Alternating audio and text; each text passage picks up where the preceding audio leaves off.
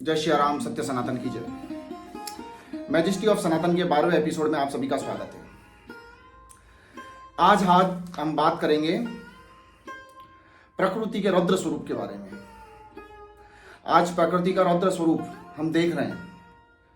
गर्मी इस लेवल पर बढ़ गई है कि एक मानव के लिए सहन करना बहुत मुश्किल हो रहा है, बहुत कठिन हो रहा है।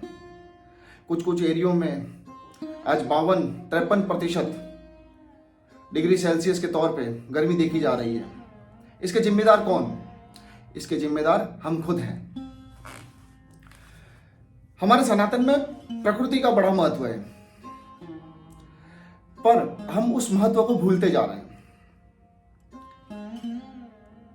पिछले 50-60 सालों में हमने बरगद, नीम, पीपल इन सबको उगाना बंद कर दिया है।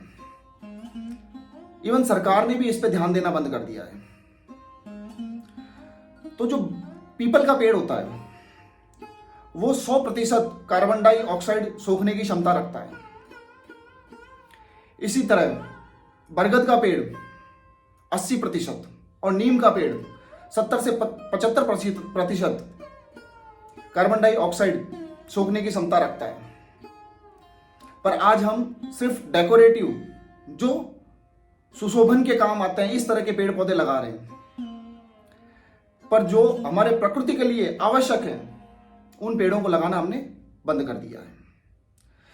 और यह संकट आगे और गहराता जाएगा।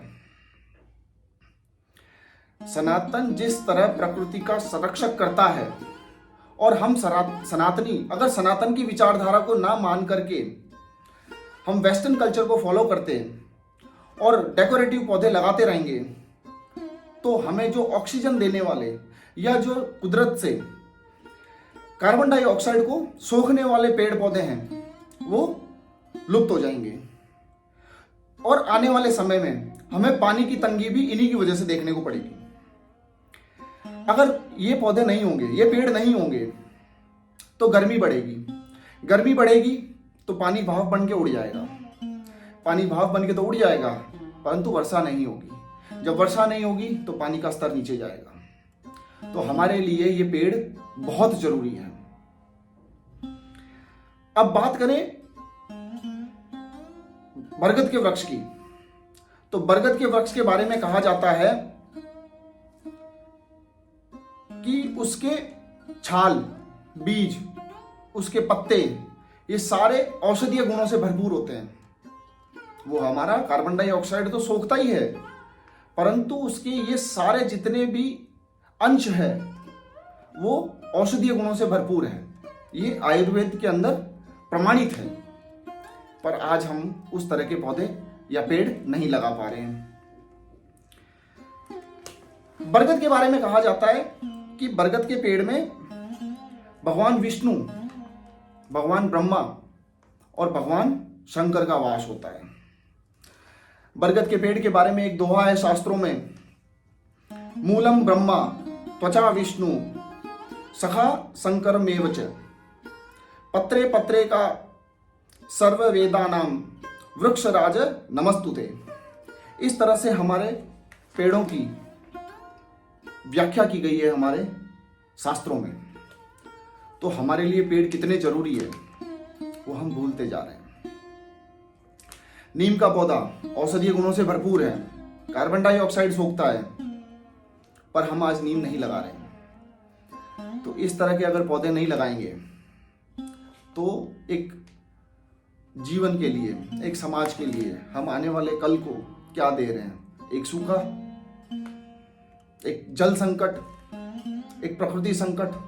आज प्रकृति का जो रौद्र स्वरूप है वो इसी कारणों की वजह से है कि आज प्रकृति में जो वायुमंडल के अंदर हमें जिस तरह के पेड़ पौधे चाहिए उस तरह के पेड़ पौधे नहीं बचे और प्रकृति अपना रौद्र स्वरूप दिखा रही है।